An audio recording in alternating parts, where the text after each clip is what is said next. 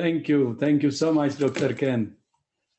Your Excellency, President Nana Akufo-Addo, President of Ghana, Your Excellency, Dr. Goodluck Jonathan, former President of Nigeria, thank you so much. I enjoyed every bit of your speech, and I know you're a man of peace, and what you said and the prize you got, I think is well deserved.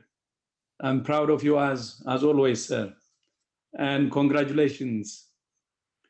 And Your Excellency, Dr. Ernest Bai Koroma, former President of Sierra Leone, Your Excellency, Graça Machel, Honorable Senator Mankoba Kumalo, Minister of Commerce, Trade and Industry of the Kingdom of Eswatini, Honorable Samuel Tue, Minister of Finance and Economic Development of Liberia, and my good friend, Dr.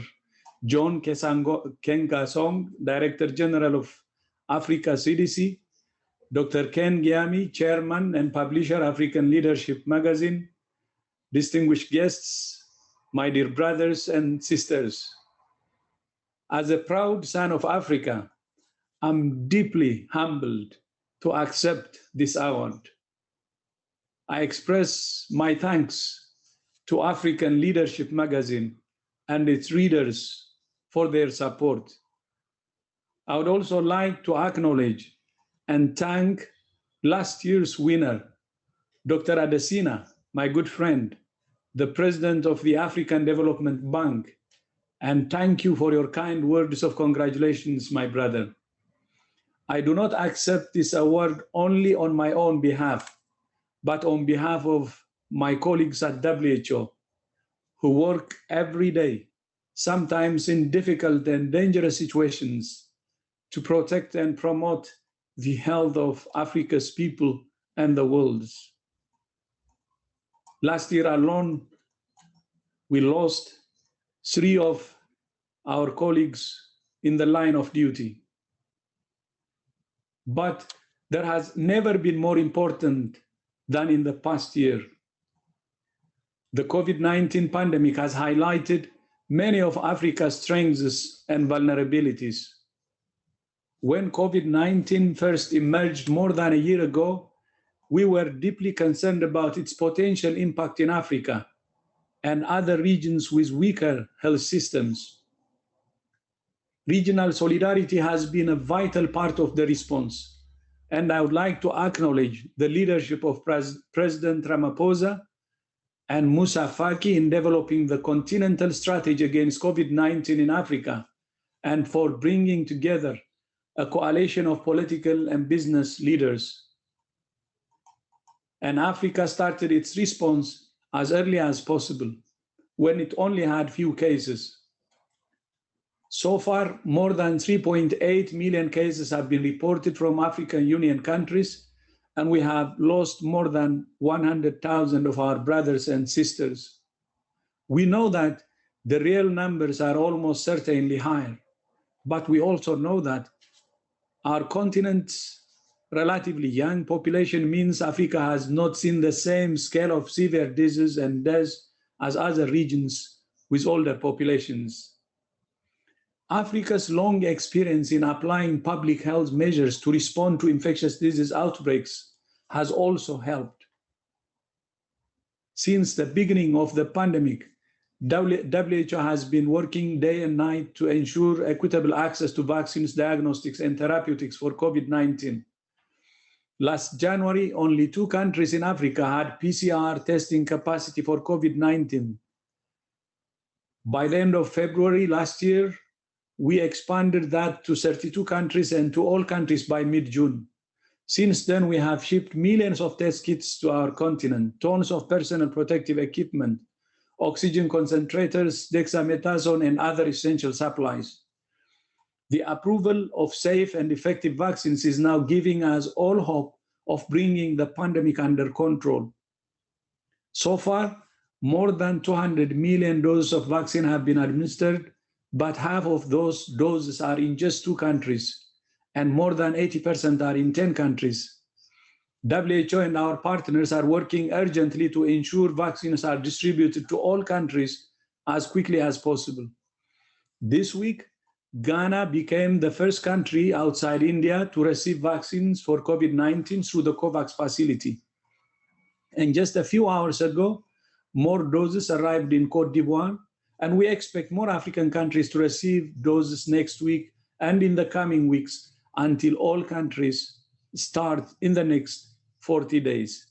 Vaccines are a powerful tool, but we must remember they're not the only tool. Vaccines complement, but do not replace the other public health measures that countries in Africa have used to successfully prevent or control widespread transmission. Even as we roll out vaccines, testing, contact tracing, isolation, supported quarantine, and quality care remain important. And so do individual measures like physical distancing, avoiding crowds, hand hygiene, mask, and ventilation. Vaccines will help to bring the pandemic under control, but we will still be left with many of the same challenges we had before. There is no vaccine for poverty, hunger, inequality, climate change, child marriage, or many of the other problems our brothers and sisters face on a daily basis. The pandemic has highlighted that health is central to Africa's future. A runner does not win races to become fast. She becomes fast to win races. In the same way, health is not a product of strong and prosperous nations. It is the means. A healthy population is a productive, innovative, and resilient population. And the best way to protect and promote health of a population is to make sure all its people can access the health services they need, where and when they need them, without facing financial hardship. That's why WHO's top priority remains universal health coverage, built on strong primary health care. I know many of you know the late Meles Zenawi, Prime Minister of Ethiopia, who was my boss and a friend, who was a strong advocate for Pan-Africanism. He was a visionary leader and a leader I admired in so many ways. He taught me to focus on what really matters. I remain more convinced than ever that to build the healthier, safer, fairer, more prosperous, and more sustainable Africa we all want, health must be seen not as a cost to be contained, but as an investment to be nurtured, an investment that delivers a rich reward. Our continent is the birthplace of humanity, but it will also play a vital part in the future of humanity. Our continent is home to some of the richest resources on Earth. I don't mean the resources buried underground. I mean the ones above ground, our brothers and sisters. They are the future of our great continent, and they must be the focus of our investments now.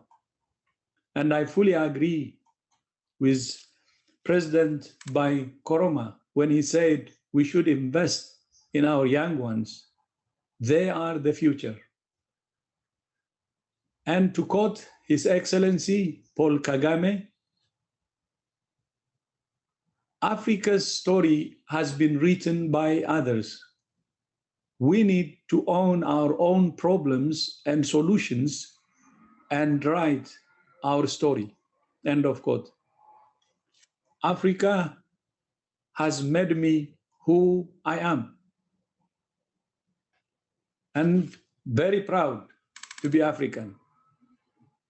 And I hope in some small way to repay that debt.